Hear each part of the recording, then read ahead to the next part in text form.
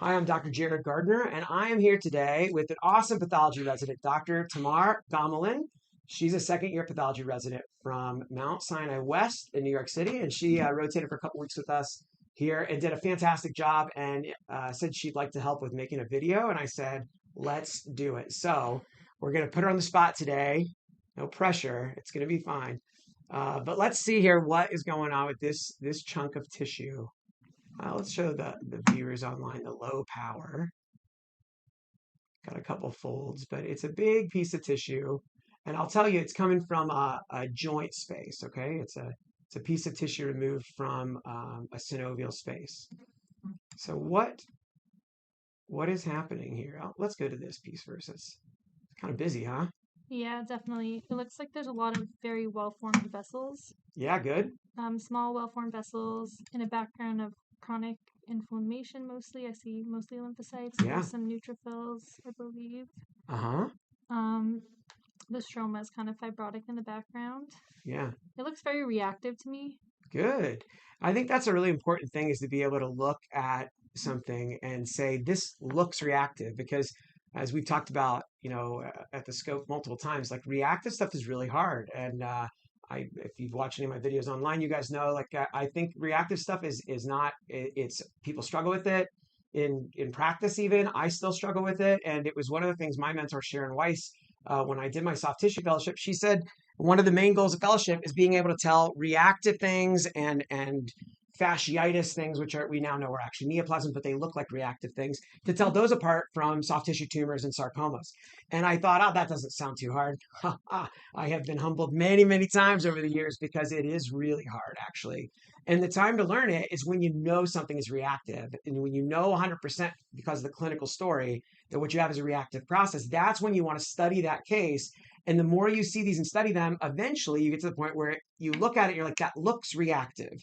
I can't, it's hard for me, and I've not made very many videos about this topic because it's hard for me to exactly put into words why or to explain what about this is reactive. So what, if you had to give one name to this, Tamar, what would you call it?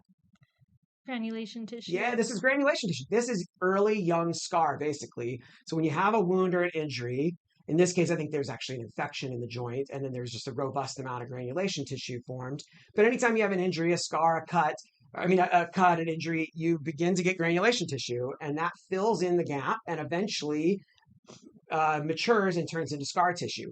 So granulation tissue is a mixture of things. So the first and most important thing really, I guess, is that it's made of myofibroblasts, okay?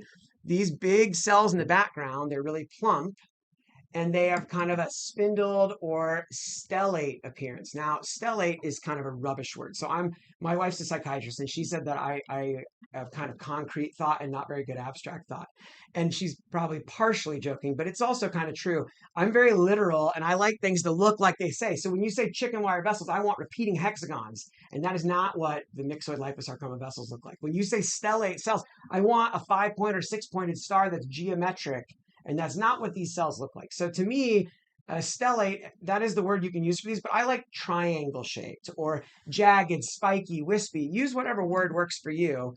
And that is a characteristic feature of myofibroblasts, both reactive ones and also a lot of times neoplastic ones, like in the setting of nodular fasciitis, the kind of, tissue culture. That's the kind of pattern you see there.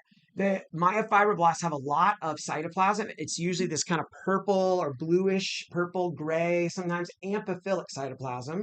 And notice that in the background, there's pink. That's collagen, but the cytoplasm is not pink, right? So that's kind of how you can tell them apart from smooth muscle. Here, they don't look like smooth muscle because they're all haphazard, but as the scar matures, they begin to get more parallel. And then sometimes people have trouble telling apart myofibroblasts and fibroblasts from smooth muscle. I have another video on that, which is a good side-by-side. I'll put a link down below so you can check that out if you need help.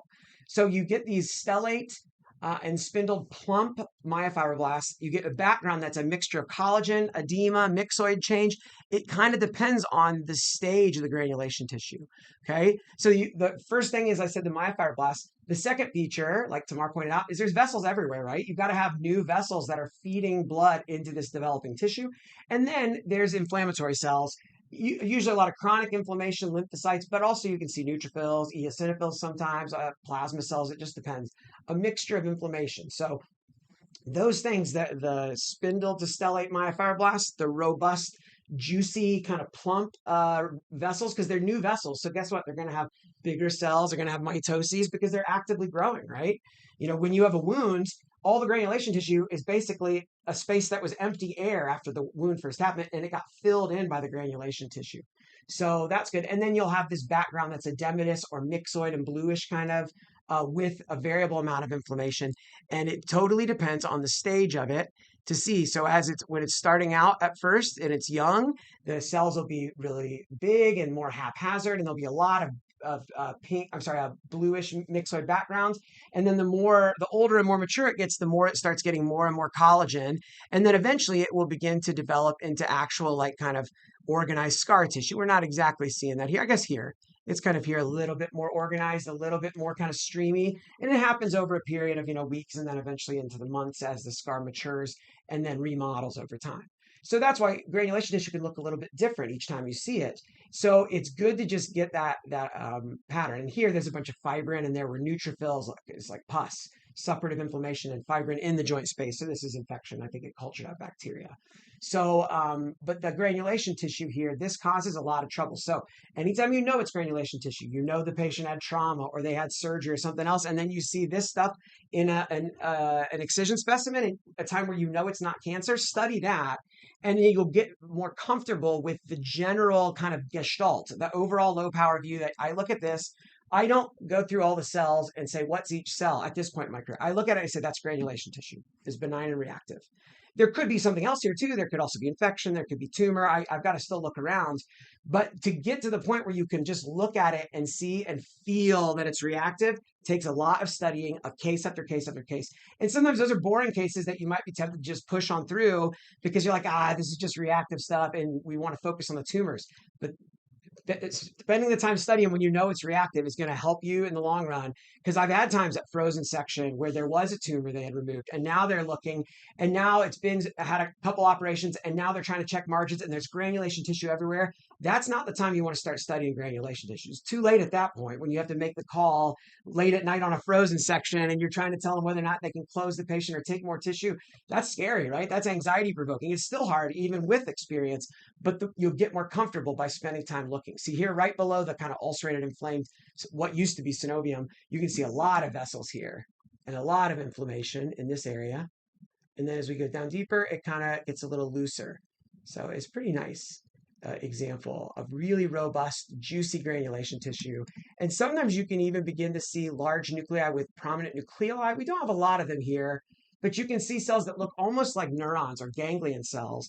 And that finding is similar to what you see in proliferative fasciitis, which again is actually a neoplasm, but it looks a lot like a reactive process. So sometimes you can have ganglion-like reactive cells in myofibroblastic proliferations like granulation tissue. Like there's one kind of, it's not the best example, but it's a little bit there. And if you want to stain granulation tissue, actin, smooth muscle actin, will often give you this wispy kind of tram track or parallel line pattern underneath the plasma membrane of the cells, but it doesn't always give it in all of the cells. Sometimes you can get, particularly the big ganglion-like cells, sometimes they're negative for actin. So myofibroblasts are usually actin positive and desmin negative, but sometimes they're negative for both actin and desmin, and sometimes they can actually have some desmin expression. If you have a lot of actin and desmin expression together, then you should really start thinking, am I sure this is not some other sort of myogenic tumor? Again, not in this case here, because morphology here is not compatible with a smooth muscle tumor. This cannot be a smooth muscle tumor to me, not based on H&E. So that's also why, stains are great, but they can get you in trouble. You got to use your brain and think and look at the morphology and you said that someone told you the same thing, right? H&E is like the first thing. And that's what my mentors told me too, is that, the H&E is king. You got to start there, or queen, okay? Whichever. We're not trying to be sexist here, but you got to start with the H&E and use the morphology and let that guide your stains. And then you still got to think when the stains come out and they don't look right or something doesn't make sense, stop. Don't just say, oh, this is what it is. It's got to make sense with what you see on the H&E. So spending that time building the H&E skills is important. So one of my, on my to-do list, it's a pretty long to-do list, is one day I want to take a slideshow of like 1,000,000 examples, okay, maybe 1,000 examples of granulation tissue and reactive stuff, and then just have it play as a slideshow on YouTube with a nice soothing background music, so you can put it on while you're preparing dinner, and then hopefully by osmosis you'll see these ugly, scary looking cells, but hear this peaceful music, and you'll look at this kind of tissue and be like, it seems okay. It looks friendly. So I don't know if it'll actually work or if I'll ever do it, but I like the idea. I think it would be kind of fun.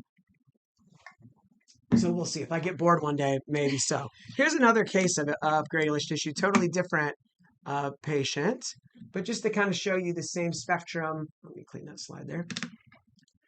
Same spectrum. There's some very tangential epidermis there. That was like totally cut at like a 90-degree angle. I can't remember the story of this case. I just had it in a slide, a tray of good granulation tissue slides. But see, it's the same spectrum of things. It's those loose proliferation of myofibroblasts that have that spindle, stellate, triangle, spiky, whatever name you like, plus the vessels, plus the inflammation. And then the background here is a little bit more pink and collagenized, right? The vessels here don't look quite so big and plump as in that former case, probably because it's a little bit older. And so the vessels are not quite as new. And so their nuclei get a little smaller when they're not actively growing. But the myofibroblasts are still pretty robust, right? They're big. And I forgot to mention that on the previous case, but I find one thing that really helps me with granulation tissue and reactive is how spaced out the cells are. They are usually not in really cellular sheets.